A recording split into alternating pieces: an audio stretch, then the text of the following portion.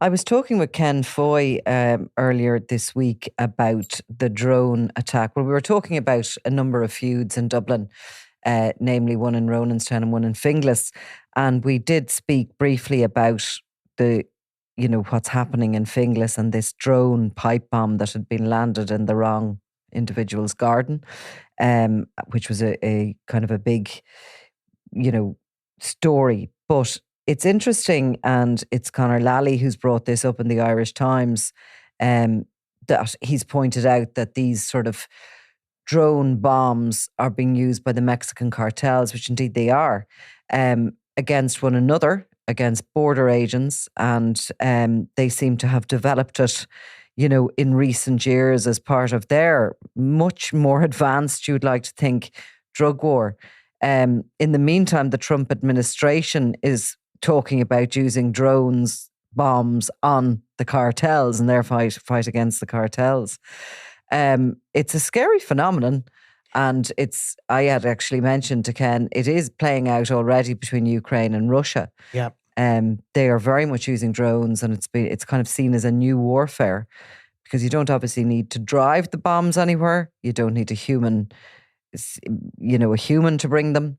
And worst case scenario for the people who own and operate the bomb and the drone is that it goes off in the sky and they lose their weapon. Yeah, I mean, you can see the advantage for criminal gangs in Dublin, because you see more and more of them are getting caught through just the basic CCTV that exists in every housing estate in the city now.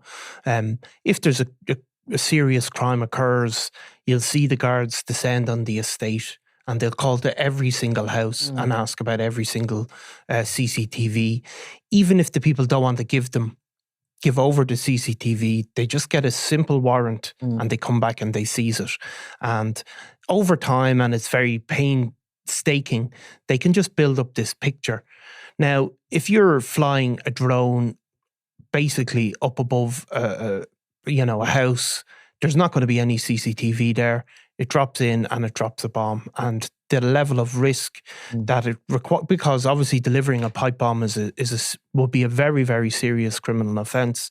So you can see the advantage. I mean, those drones... But even apart from collecting CCTV, this kind of sort of blanket policing on an area would mean that there's roadblocks, there's stops all around.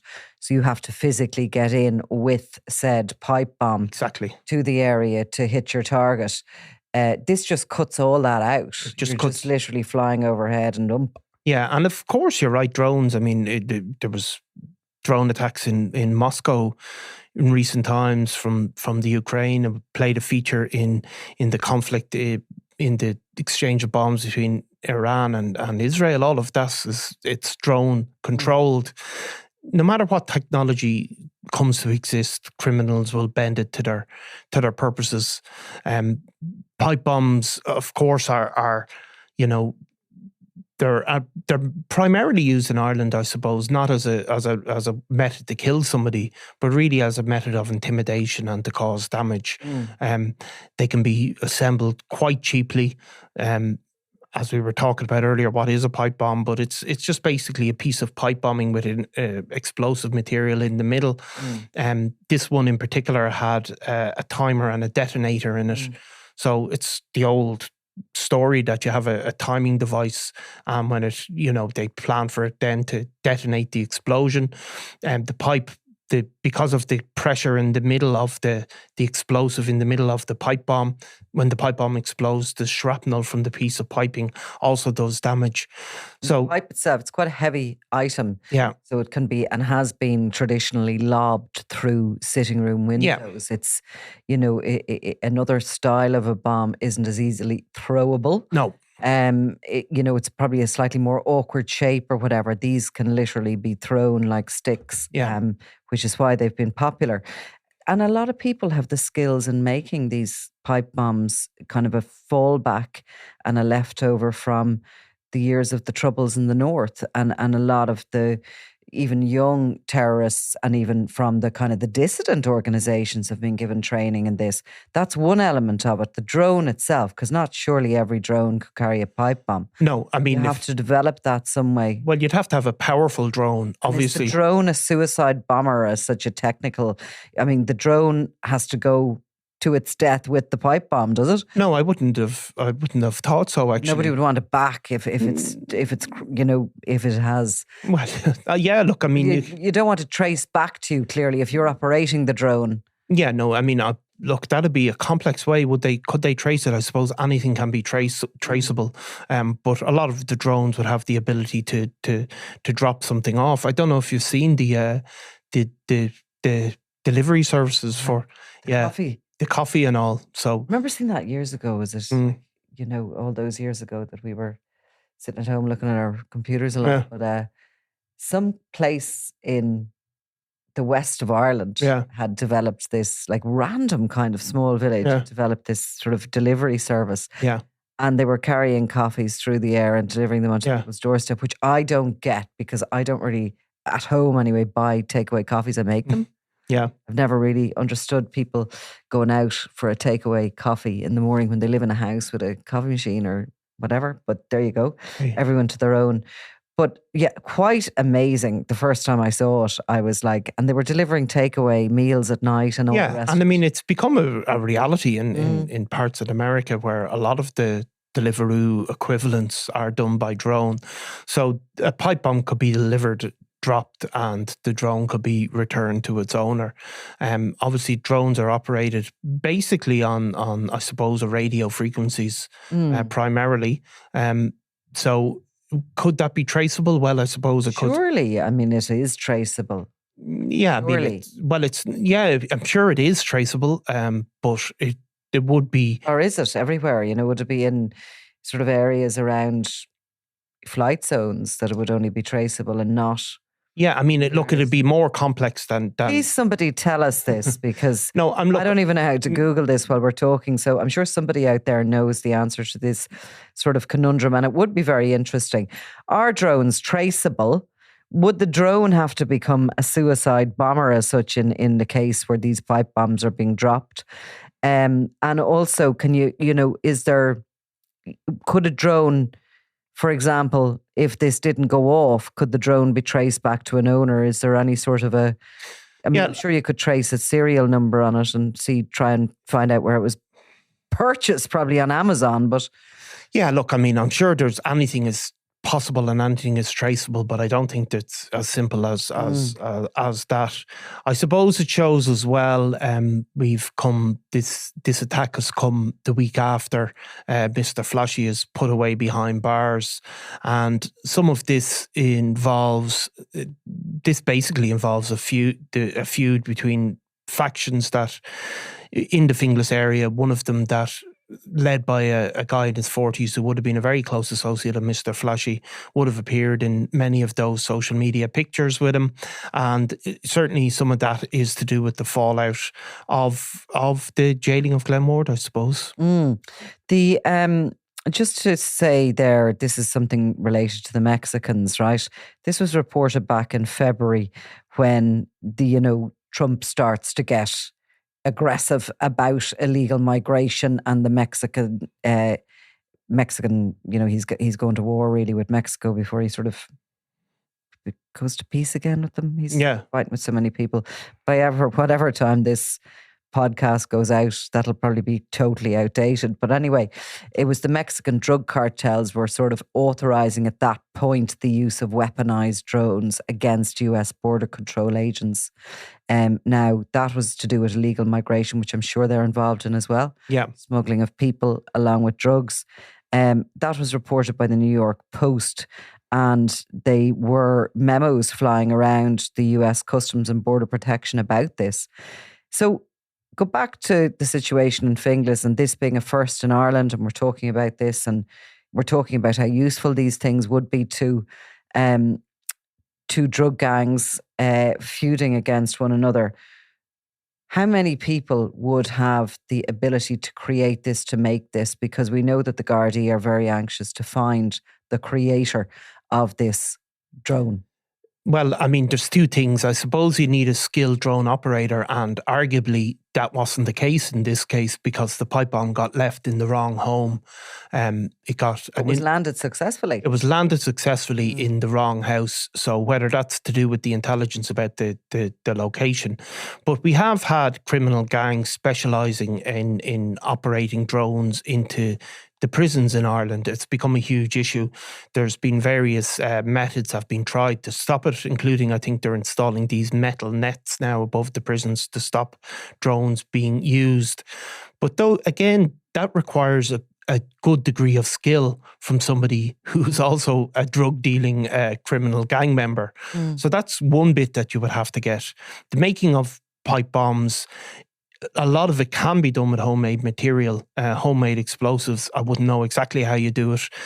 You don't need to have, for example, Semtex.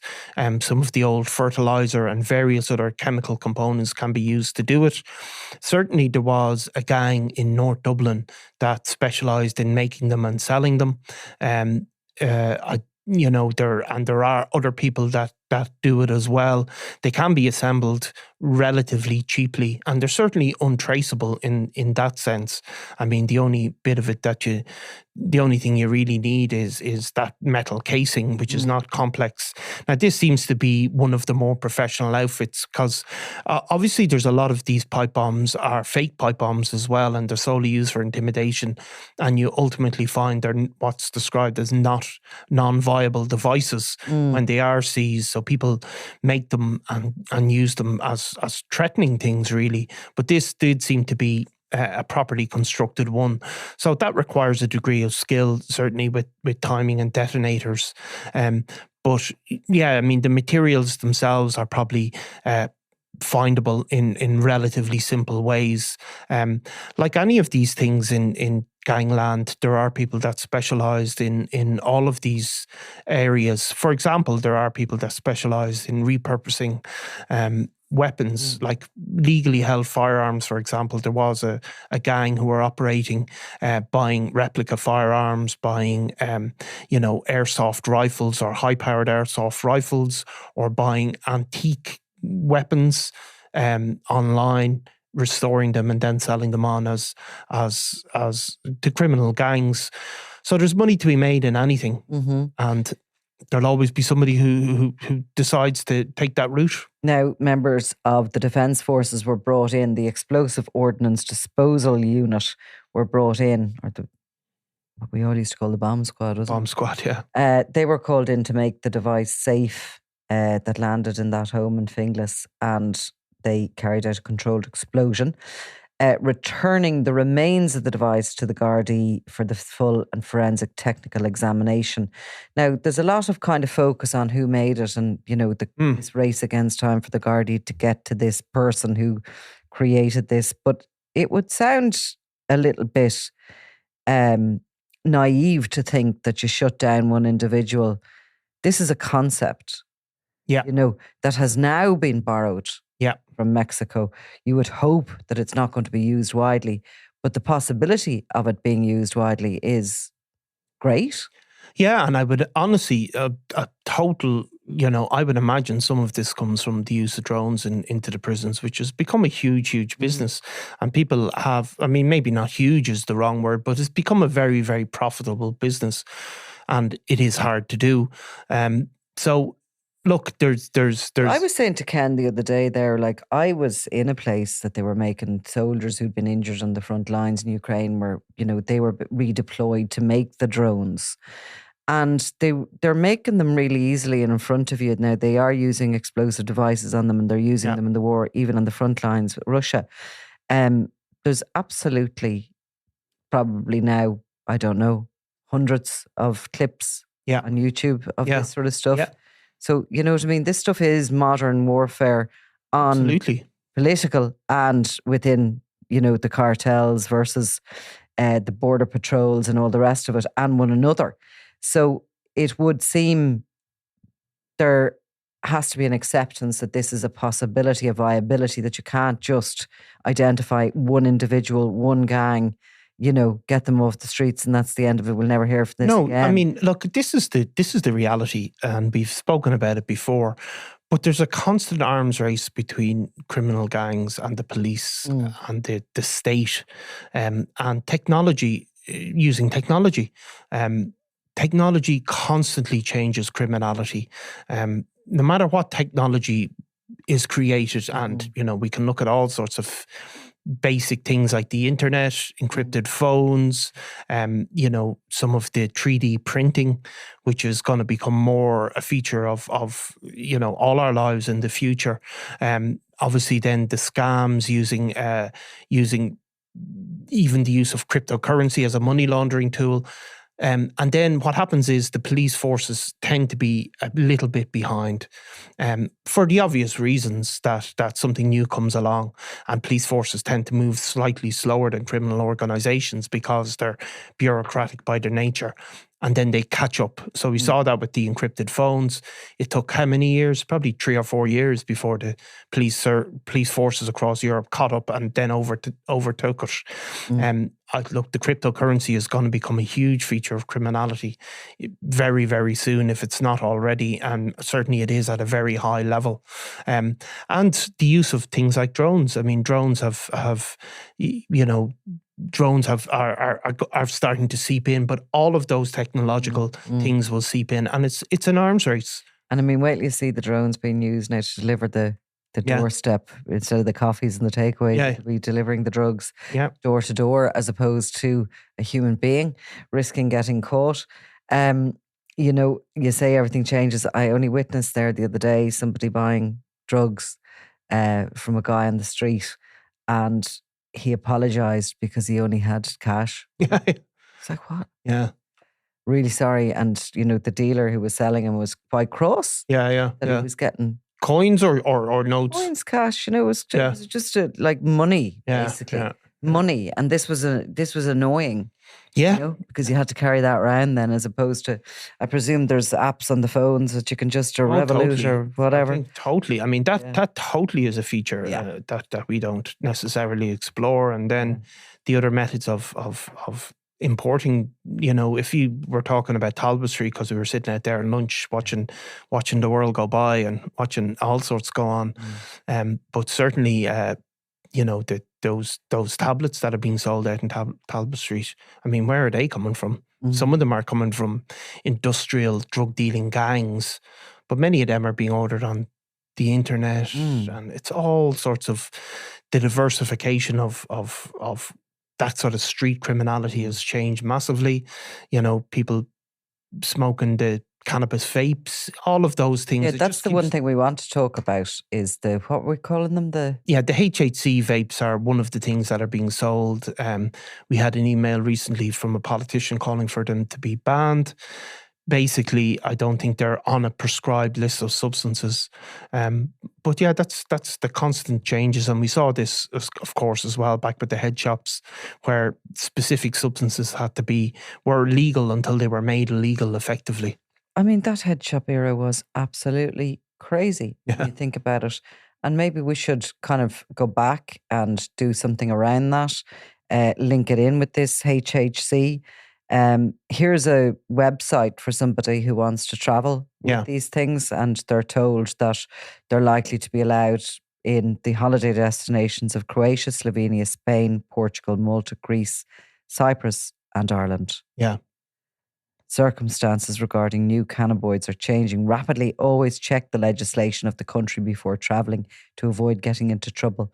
So that would be interesting for us to have a little look at that, see what's in it, what effects it has, how much, where you buy, and if there is a need for emergency legislation to, make it illegal, and what's coming in behind it. Yeah. Okay. Thanks, Niall. Sounds good. I'm Nicola Tallant, and you're watching Crime World, a podcast about criminals, drugs, and the underworld in Ireland and across the globe.